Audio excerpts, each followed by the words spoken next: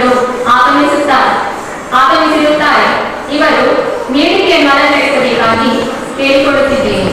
ಇವರ ಜೊತೆಯಲ್ಲಿ ಇಂದಿನ ಈ ಸಭೆಗೆ ಮುಖ್ಯ ಅತಿಥಿಯಾಗಿ ಕೋಟೆಗಾಲ್ ಪ್ರಾಥಮಿಕ ಆರೋಗ್ಯ ಕೇಂದ್ರದ ಬ್ಲಾಕ್ ಆರೋಗ್ಯಾಧಿಕಾರಿ ಶ್ರೀಮತಿ ಲಲಿತಾ ಇವರು ಆಗಮಿಸಿರುತ್ತಾರೆ.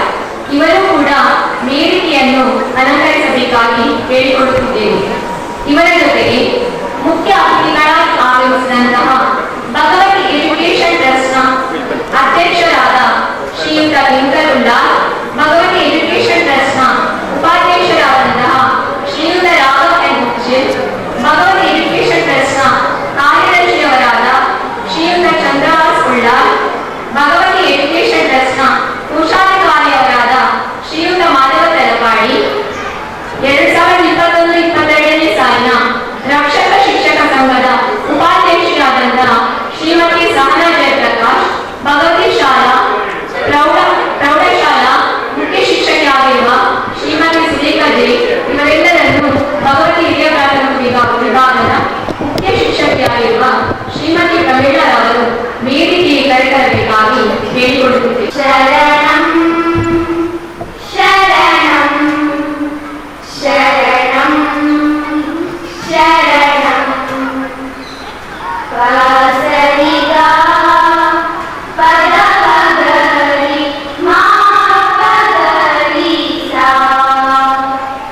ಪಸರಿಗಾ ಪದಪಗರಿ ಮಾ ಪಗರಿ ಸಾ ಸಂಗೀತದ ಸಂಕೀರ್ತನೆ ನಿನಗರ್ಪಣೆ ಶರಣಂ ಸರಿಗಮಗಳ ಸ್ವರ ಸಂಗಮ ಚಿರಕಂಡನ ಶರಣಂ ಅನುಬಂಧನ ಆರಾಧನೆ ಆರಾಧನೆ ಶರಣಂ ಅನುಬಂಧನ ಆರಾಧನೆ ಆರಾಧನೆ ಶರಣಂ ಅನುಗಾರಕ್ಕೂ ದಯೆ ತೋರುವ ದಿವ್ಯ ಜ್ಯೋತಿಗೆ ಶರಣಂ ಅನುಗಾರಕ್ಕೂ ದಯೆ ತೋರುವ ದಿವ್ಯ ಜ್ಯೋತಿಗೆ ಶರಣಂ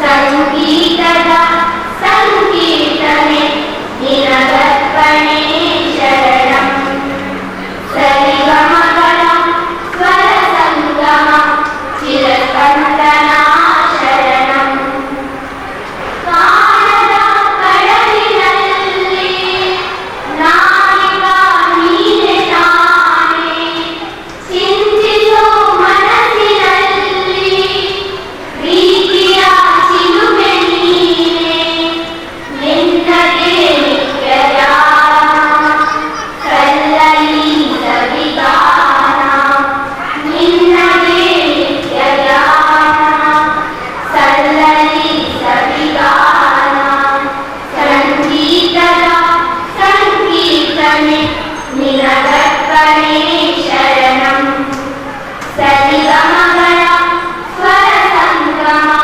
ಚಿರಸ್ಪಂದನ ಶರಣಂ ಅನುಬಂಧದ ಆರಾಧನೆ ಆಲಾಪನೆ ಶರಣಂ ಅನುಬಂಧದ ಆರಾಧನೆ ಆಲಾಪನೆ ಶರಣಂ ಅನುಗಾಲಕ್ಕೂ ದಯೆ ತೋರುವ ದಿವ್ಯ ಜ್ಯೋತಿಗೆ ಶರಣಂ ಅನುಗಾಲಕ್ಕೂ ದಯೆ ತೋರುವ ದಿವ್ಯ ಜ್ಯೋತಿಗೆ ಶರಣಂ. ಈ ಶಾಲೆಯ ಪ್ರೌಢಶಾಲಾ ವಿಭಾಗದ ನಮ್ಮೆಲ್ಲರ ಪ್ರೀತಿಯ ಶ್ರೀಮತಿ ಜಯಶ್ರೀಯವರು 14 ವರ್ಷಗಳ ಕಾಲ ತಮ್ಮ ಅಮೂಲ್ಯ ಸೇವೆಯನ್ನು ಸಲ್ಲಿಸಿದ್ದಾರೆ. ಅಲ್ಪಕಾಲದ ಅಸೌಖ್ಯದಿಂದಾಗಿ ಇದೇ ತಿಂಗಳ 1ನೇ ತಾರೀಕಿನಂದು ವಿಧಿವಶರಾದರೆಂದು ತಿಳಿಸಲು ವಿಶ್ರಾಂತಿಸುತ್ತೇವೆ. ಅದರಿಂದ ಅವರ ದಿವ್ಯಾತ್ಮಕ್ಕೆ ಚಿರಶಾಂತಿ ಕೋರಲು 2 ನಿಮಿಷದ ಮೌನ ಪ್ರಾರ್ಥನೆಯನ್ನು ಮಾಡಬೇಕಾಗಿ ವಿನಂತಿಸಿಕೊಳ್ಳುತ್ತೇವೆ.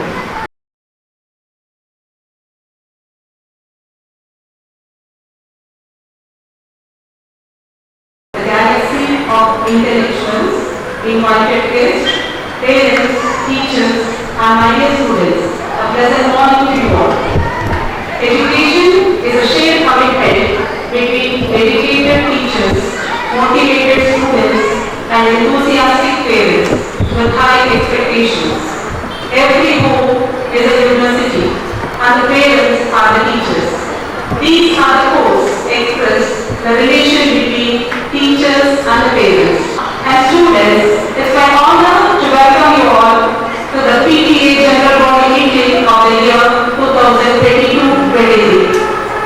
The fragrance of love spreads only in the direction of the wind, but the goodness of a person spreads in all directions. Amidst this, we have such an inspiring personality, Srimati Sushma V. Kini, Law Resource Person, Mangalore South, as a resource person of this day. She is an excellent scholar. Her knowledge and hard work brought her to the position what she is today. We extend a couple welcome to dear ma'am. With immense pleasure, I would like to welcome Srimati Lalita, Law Health Officer, who joined hands with us to deliver information about child health care and the importance of vaccination. We extend a wholehearted welcome to you, dear ma'am. A key to achieve success is to assemble a strong management team. This institution has brought good name to our community in the education arena. It is a special pleasure to welcome all the trustees of Bhagavati Education Trust.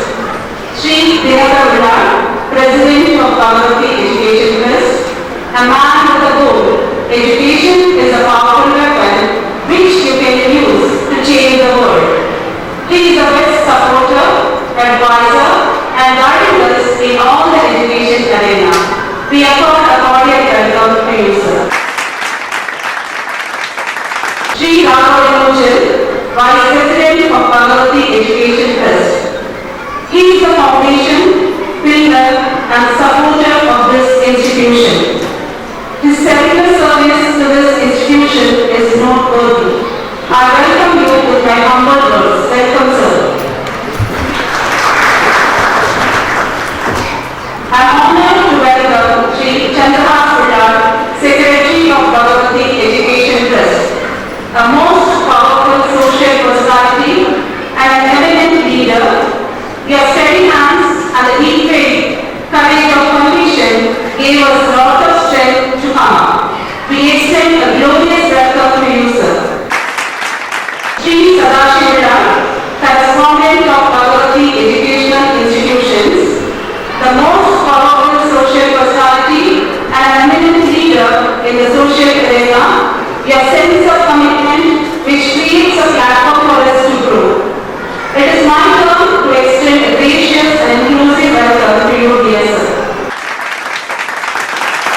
Sri Madhav Kalapadi, Treasurer of Bhagavati Education Trust, a man with simplicity, politeness, and inspires us in every aspect. We welcome you wholeheartedly, sir.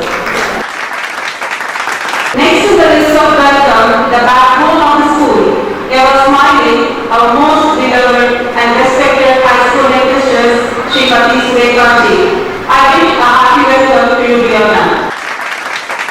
It's our honor to welcome PTA Vice President of the year 2019-20, Srimati Sahana, with loving words of all present. Welcome, ma'am. Our hearty welcome to all the newly elected PTA members for their support and cooperation. I echo a cordial welcome to our dear parents and guardians to extend their support in the running of this institution smoothly. Welcome, dear parents. It is a special pleasure to welcome the pillars of the school and the second parents of our children who work tirelessly for the progress of our children. Welcome, dear teachers and our teaching staff. A wholehearted welcome to our dance teacher, Srimati Jayamala, who trained our students for the welcome dance. A Our special welcome to Mr. Santosh Marna from Crystal Studio and Possible Media for catching this wonderful event. Our hearty welcome to Mr. Somnath for the excellent sound setting. Finally, I would like to welcome our future leaders, young minds, the cabinet members of Bhagavati Higher Primary School and all my dear students. Once again, I cordially welcome one and all. Thank you. ಅತಿಥಿಗಳನ್ನು ಸ್ವಾಗತಿಸಿದ ಭಗವತಿ ಪ್ರಾಥಮಿಕ ಶಾಲೆಯ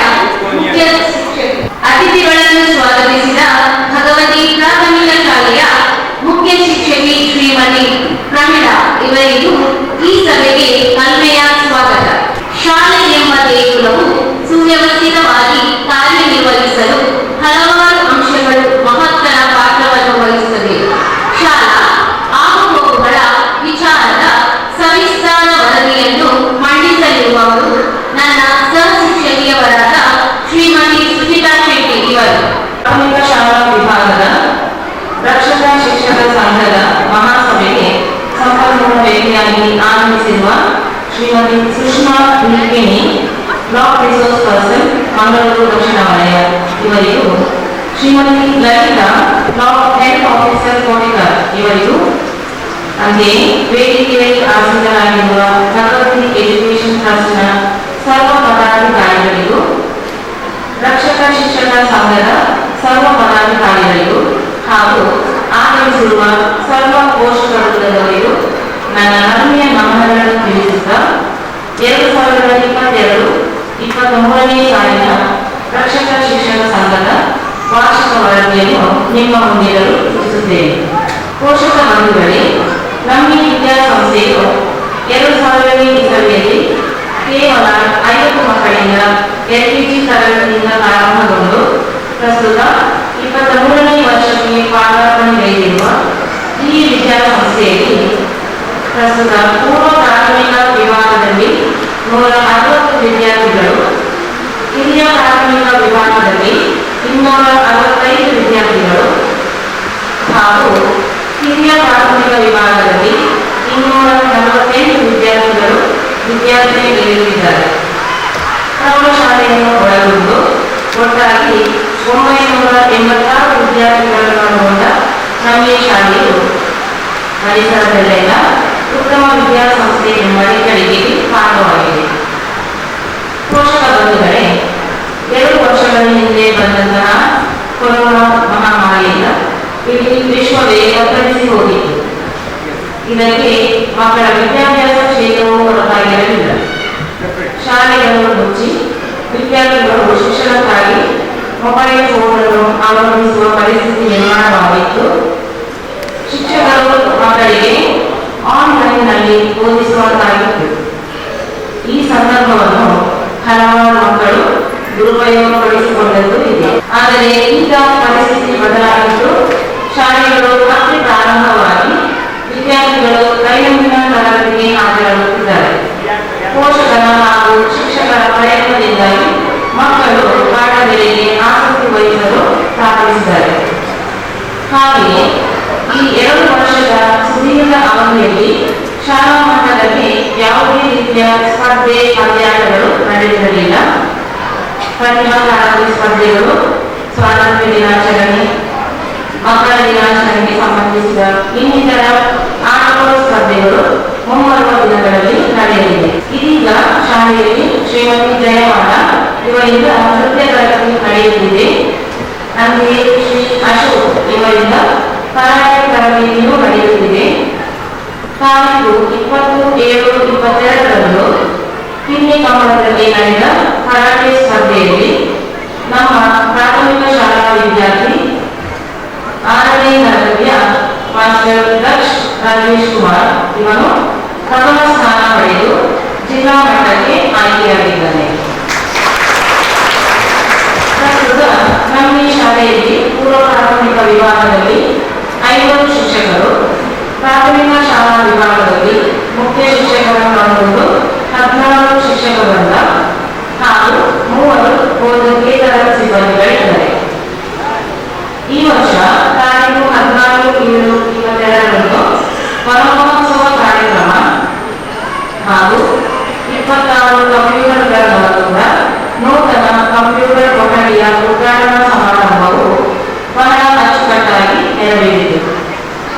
ದಿನ ನಮ್ಮ ಶಾಲಾ ಮಂತ್ರಿಮಂಡಲದ ಉದ್ಘಾಟನಾ ಕಾರ್ಯಕ್ರಮವು ನೆರವೇರಿತು. ಕುಮಾರಿ Poorni CK. ಇವರು ಪ್ರಾಥಮಿಕ ಶಾಲಾ ನಾಯಕಿಯಾಗಿ ಹಾಗೂ ಮಾಸ್ಟರ್ ತನುಷ್ ಎಸ್. ಜಗ್ಗಿ ಇವರು ಶಾಲಾ ಉಪ ನಾಯಕನಾಗಿ ಅಧಿಕಾರ ಸ್ವೀಕರಿಸಿದರು. ಪ್ರಸ್ತುತ 2022-23ನೇ ಸಾಲಿನ ಶೈಕ್ಷಣಿಕ ವರ್ಷದ ಪ್ರಾರಂಭದಲ್ಲಿ ತರಗತಿವಾರು ಪೋಷಕರ ಸಭೆಯನ್ನು ಕರೆಯಲಾಯಿತು. ಈ ಸಭೆಯಲ್ಲಿ ಮಕ್ಕಳ ಸರ್ವತೋಮುಖ ಬೆಳವಣಿಗೆ ಬಗ್ಗೆ ಕೂಲಂಕುಷವಾಗಿ ಚರ್ಚಿಸಲಾಯಿತು. ನಂತರ ಈ ಸಭೆಯಲ್ಲಿ ಎಲ್ಲರ ಒಮ್ಮತದೊಂದಿಗೆ ರಕ್ಷಕ ಶಿಕ್ಷಕ ಸಂಘದ ತರಗತಿ ಪ್ರತಿನಿಧಿಗಳನ್ನು ಆಯ್ಕೆ ಮಾಡಲಾಯಿತು. ಅಂತೆಯೇ ಶ್ರೀಮತಿ ಕವಿತಾ ಇವರನ್ನು ಪ್ರಾಥಮಿಕ ವಿಭಾಗದ ರಕ್ಷಕ ಶಿಕ್ಷಕ ಸಂಘದ ಅಧ್ಯಕ್ಷೆಯಾಗಿ ಹಾಗೂ ಶ್ರೀಮತಿ ಸುಪ್ರಿಯಾ ಇವರನ್ನು ಉಪಾಧ್ಯಕ್ಷೆಯಾಗಿ ಆಯ್ಕೆ ಮಾಡಲಾಯಿತು. ಶಿಕ್ಷಕ ವೃಂದದವರ ಸಮಸ್ಯೆಗಳಿಗೆ ಸ್ಪಂದಿಸುತ್ತಾ ಸಂಸ್ಥೆಯ ಎಲ್ಲ ಬೇಡಿಕೆಗಳನ್ನು ಪೂರೈಸುತ್ತಾ ಪ್ರೋತ್ಸಾಹ ನೀಡುತ್ತಿರುವ ಆಡಳಿತ ಮಂಡಳಿ ಶಿಕ್ಷಕ ವೃಂದದವರೊಂದಿಗೆ ಉತ್ತಮ ಸಂವಾದವನ್ನು ಹೊಂದಿಕೊಂಡು ಸಂಸ್ಥೆಯ ಸಮಸ್ಯೆಗಳಿಗೆ ಸಹಕರಿಸುತ್ತಿರುವ ರಕ್ಷಕ ಶಿಕ್ಷಕ ಸಂಘದ ಪದಾಧಿಕಾರಿಗಳು ಹಾಗೂ ಉತ್ತಮ ನಡವಳಿಕೆಯ ಮಕ್ಕಳಿಂದಾಗಿ ಈ ವಿದ್ಯಾಮಂದಿರವು ಉತ್ತಮ ವಿದ್ಯಾಸಂಸ್ಥೆ ಎನ್ನುವ ಹೆಗ್ಗಳಿಕೆಗೆ ಪಾತ್ರವಾಗಿದೆ. ನಿಮ್ಮೆಲ್ಲರ ಪ್ರೋತ್ಸಾಹ ಸಹಕಾರ ಮುಂದೆಯೂ ನಮ್ಮೊಂದಿಗೆ ಇರಲಿ ಎಂದು ಬಯಸುತ್ತೇನೆ. ಧನ್ಯವಾದಗಳು. ವರದಿ ವಾಚನ ನೀಡಿದಂತಹ ಶ್ರೀಮತಿ ಸುಚಿತಾ ಶೆಟ್ಟಿ ಇವರಿಗೆ ಧನ್ಯವಾದಗಳು. ನಾವು ಸಾಗುವ ದಾರಿ ಹೇಗೆ ಇರಲಿ, ಆದರೆ ಇಡುವ ಹೆಜ್ಜೆ ಮಾತ್ರ ಸರಿಯಾಗಿರಬೇಕು. ಇಟ್ಟ ಹೆಜ್ಜೆಯು ಸರಿಯಾಗಿದ್ದರೆ ನಾವು ಇಡೀ ಜಗತ್ತನ್ನೇ ಗೆಲ್ಲಬಹುದು. ನಮ್ಮ ಮುದ್ದು ಮಕ್ಕಳು ದಾರಿ ತಪ್ಪದ ಹಾಗೆ ಅವರನ್ನು ಯಾವ ರೀತಿ ಬೆಳೆಸಬೇಕು ಎಂಬುದರ ಬಗ್ಗೆ ಪೋಷಕರಿಗೆ ಕಿವಿಮಾತನ್ನು ಹೇಳಲು ಬರುತ್ತಿದ್ದಾರೆ ಮಂಗಳೂರು ದಕ್ಷಿಣ ವಲಯದ ಕ್ಷೇತ್ರ ಸಂಪನ್ಮೂಲ ವ್ಯಕ್ತಿಯಾದಂತಹ ಶ್ರೀಮತಿ ಸುಷ್ಮಾ ಮಿಕ್ಕಿಣಿಯವರು. ವೇದಿಕೆಯಲ್ಲಿರುವ ಎಲ್ಲ ಗೌರವಾನ್ವಿತರೆ, ಈ ಶಾಲಾ ಮುಖ್ಯಸ್ಥರೇ, ಸಹ ಶಿಕ್ಷಕರೇ ಹಾಗೂ ಈ ಒಂದು ಶಿಕ್ಷಕ ರಕ್ಷಕ ಸಭೆಗೆ ಆಗಮಿಸಿರುವಂತಹ ಎಲ್ಲ ಪ್ರೀತಿಯ ಪೋಷಕರಿದ್ದಾರೆ. ಏನು ನಿಮಗೆಲ್ಲ ಕಿವಿಮಾತು ಹೇಳಿ ಅಂತ ಹೇಳಿ ನನ್ನನ್ನು ಕರೆಸಿದ್ದಾರೆ. ಆದರೆ ನಾವು ಎಷ್ಟು ಅದಕ್ಕೆ ಯೋಗ್ಯ ಅಥವಾ ಅರ್ಹ ಅಂತ ಗೊತ್ತಿಲ್ಲ. ಯಾಕೆಂದ್ರೆ ತಾಯಿತನದ ಅನುಭವ ನನಗೆ ಕೇವಲ 11 ವರ್ಷಗಳದ್ದು ಮಾತ್ರ. ನನ್ನ ಮಗಳಿಗೆ 11 ವರ್ಷ. ನಿಮಗೆ ನನಗಿಂತ ನನ್ನ ಮಗಳಿಗಿಂತ ದೊಡ್ಡ ವಯಸ್ಸಿನ ಮಕ್ಕಳಿರ್ಬೋದು, ಕೆಲವರಿಗೂ ಇನ್ನೂ ಚಿಕ್ಕ ವಯಸ್ಸಿನ ಮಕ್ಕಳಿರ್ಬೋದು. ಆದರೆ ನನ್ನ ಬಾಲ್ಯ ಜೀವನದ ಕೆಲವು ಅನುಭವಗಳು ಮತ್ತು 20 ವರ್ಷಗಳ ಕಾಲ ನಾನು ಸುಮಾರು 4,000 ಮಕ್ಕಳಿಗೆ ಪಾಠ ಬೋಧನೆ ಮಾಡಿ ಅವರೊಟ್ಟಿಗೆ ಒಡನಾಡಿ ಅವರ ಹೆತ್ತವರನ್ನು ಕಂಡು ಜೊತೆಗೆ ನನ್ನ ಈ 11 ವರ್ಷದ ತಾಯ್ತನದ ಅನುಭವದಲ್ಲಿ ಪಡೆದಂತಹ ಮತ್ತು ನೋಡಿದಂತಹ ಕೆಲವು ಸಂಗತಿಗಳನ್ನು ನಿಮ್ಮ ಮುಂದೆ ಹಂಚಿಕೊಳ್ಳಿಕ್ಕೆ ಇಷ್ಟಪಡ್ತೇನೆ. ನಮಗೆಲ್ಲ ಗೊತ್ತಿದೆ, ನಮ್ಮ ಮಕ್ಕಳು ಚೆನ್ನಾಗಿರ್ಬೇಕು, ನಾವು ಬೇಡ ಕೇಳಬೇಕು ಅಂತ ಹೇಳಿ ನಾವೆಲ್ಲ ಬಯಸ್ತೇವೆ. ಆದರೆ ಖಂಡಿತ ಅವರು ಹಾಗೆ ಮಾಡಲ್ಲ, ಎಲ್ಲ ಮಕ್ಕಳು ಮಾಡಲ್ಲ. ತುಂಬಾ ಒಬೀಡಿಯಂಟ್ ಆಗಿ ಇರಲ್ಲ. ನಾವು ಕೂಡ ಹಾಗೆ ಇರಲಿಲ್ಲ. ಆದರೆ ಅವರ ಮನಸ್ಸಿಗೂ ನೋವಾಗದ ಹಾಗೆ, ನಮ್ಮ ಮನಸ್ಸಿಗೂ ನೋವಾಗದ ಹಾಗೆ ಸಮಾಜದಲ್ಲಿ ಒಬ್ಬ ಉತ್ತಮ ನಾಗರಿಕರಾಗಿ ಪ್ರತಿಯೊಬ್ಬರಿಗೂ ಇರಲಿಕ್ಕೆ ಸಾಧ್ಯ. ಎಲ್ಲರೂ ಕೂಡ ಡಾಕ್ಟರ್, ಇಂಜಿನಿಯರ್ಸ್ ಆಗ್ತಾರೆ ಅಂತಲ್ಲ. ಈಗ ನನ್ನ ಮಗ ಸಹ ಆಗ್ತಾನೆ ಅಂತ ನಾನು ಹೇಳುವುದಿಲ್ಲ. ಆದರೆ ಸಮಾಜ ಘಾತಕ ವ್ಯಕ್ತಿ ಆಗದ ಹಾಗೆ ಬೆಳೆಯದ ಹಾಗೆ ಸಮಾಜದಲ್ಲಿ ಒಂದು ಒಳ್ಳೆಯ ಸ್ಥಾನವನ್ನು ಪಡ್ಕೊಂಡು ಯಾರಿಗೂ ಒಂದು ತೊಂದರೆ ಕೊಟ್ಟ ಹಾಗೆ ನೋಡಿಕೊಳ್ಳುವುದು ನಮ್ಮ ಜವಾಬ್ದಾರಿ ಖಂಡಿತ ಆಗಿರುತ್ತದೆ. ಶಾಲೆಯಿಂದಲೇ ಎಲ್ಲವನ್ನು ನಿರೀಕ್ಷಿಸಿ ಸಾಧ್ಯ ಇಲ್ಲ. ಯಾಕೆಂದ್ರೆ ಅದು ನಮ್ಮ ಮಗು. ಆ ಮಗುವಿನಲ್ಲಿ ಕಂಡುಬರುವಂತಹ ಕೆಲವು ಅಂಶಗಳು ನಮ್ಮದೇ ಆಗಿರುತ್ತದೆ, ಹೆರಿಡಿಟಿ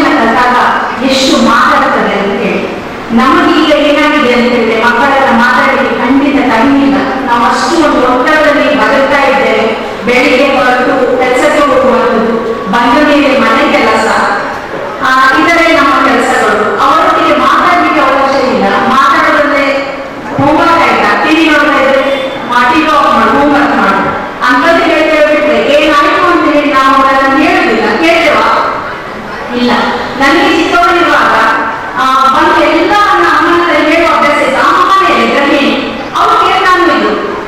ಈಗ ಅವ್ರ ಮನೆಗೆ ಬರುವಾಗ ನಾವು ಇರುವುದಿಲ್ಲ, ಅವರಿಗೆ ನಮ್ಮ ಹತ್ರ ಹೇಳ್ಕೊಳ್ಬೇಕಂದ್ರೂ ಕೂಡ ಜನರಿಗೆ ಬ್ಯಾಗ್ ಇರ್ತಾರೆ, ಅಲ್ಲಿ ಹೋಗ್ತಾರೆ. ಬಂದಾಗ ನಾವು ನಮ್ಮ ಕೆಲಸದಲ್ಲಿ ಇರ್ತೇವೆ, ಅವನ ಅವನ ಕೆಲಸದಲ್ಲಿ ಇರ್ತಾರೆ. ಹಾಗಾಗಿ ಆ ಒಂದು ಸಂವಹನ ಅನ್ನೋದು ಅಲ್ಲೇ ಉಳ್ಕೊಂಡ್ಬಿಡ್ತದೆ. ಅದು ಖಂಡಿತ ಒಂದು ಸೈನ್ ತೆಗೆದು ಏನಾಗಿ ಇವತ್ತು ಶಾಲೆಯಲ್ಲಿ ಅಂತ ಹೇಳಿ ಕೇಳಿ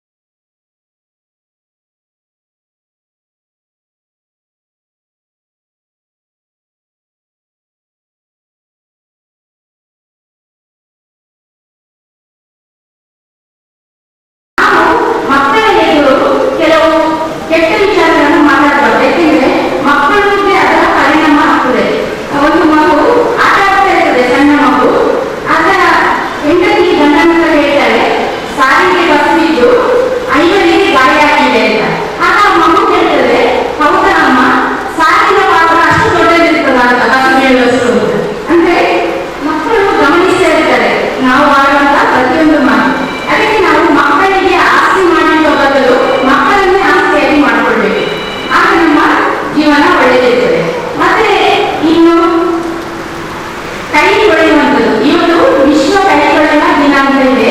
ನಿಮ್ಗೆಲ್ಲರಿಗೂ ಗೊತ್ತಿದೆ, ಕೋವಿಡ್ ಎಂಬಾಗಿ ಬಂದ ನಂತರ ಅದು ನಮ್ಮ ಮೇಲೆ ಸುಮಾರು ಸವಾರಿ ಮಾಡಿದ್ದು. ಎಲ್ಲರಿಗೂ ಕೈ ತೊಳೆಯುವಂತ ಮಹತ್ವ ಗೊತ್ತಿದೆ. ನೀವು ಸಣ್ಣ ಮಕ್ಕಳೇ, ಈಗ ಮಕ್ಕಳು ಸ್ಕೂಲಿಗೆ ಬರ್ತಾರೆ, ಮನೆಗೆ ಬಂದ ಕೂಡಲೇ ಕೈ ಕಾಲು ತೊಳೆಯುವಂತ ಅಭ್ಯಾಸ ಮಾಡಬೇಕು. ಯಾಕೆಂದ್ರೆ ನಮ್ಮ ತಂದೆ ತಾಯಿಗಳು ನಮ್ಗೆ ಈ ಅಭ್ಯಾಸ ಮಾಡಿದ್ದಾರೆ ಅಲ್ವಾ. ಯಾಕೆಂದ್ರೆ ಹೆಚ್ಚು ಕಾಯಿಲೆಗಳು ನಾವು ಕೈ ಕಾಲನ್ನು ತೊಳೆಯುವುದರಿಂದ ಯಾವುದೇ ಒಂದು ವೈರಸ್ ಆಗಲಿ ಬ್ಯಾಕ್ಟೀರಿಯಾ ಆಗಲಿ ನಮ್ಮ ಮನೆಗಳಲ್ಲಿ ಬರೋದನ್ನು ತಪ್ಪಿಸಬಹುದು. ಅದೇ ರೀತಿಯಲ್ಲಿ ಕಾಯಿಲೆಗೆ ಹೋಗಿ ಬಂದ ನಂತರ ಹಾಗೂ ಊಟ ಮಾಡಲಿಕ್ಕೆ ಮೊದಲು ಮಕ್ಕಳಿಗೆ ಕೈ ತೊಳೆಯುವಂತ ಅಭ್ಯಾಸವನ್ನು ತಂದೆ ತಾಯಿ ಕಲಿಸಬೇಕಾಗ್ತದೆ. ಮತ್ತೆ ಇಲ್ಲಿ ಏನಾದ್ರೆ ಎಷ್ಟು ಜನ ಕೋವಿಡ್ ವ್ಯಾಕ್ಸಿನೇಷನ್ ತಗೊಳ್ಳಿಲ್ಲ, ಬೂಸ್ಟರ್ ಡೋಸ್.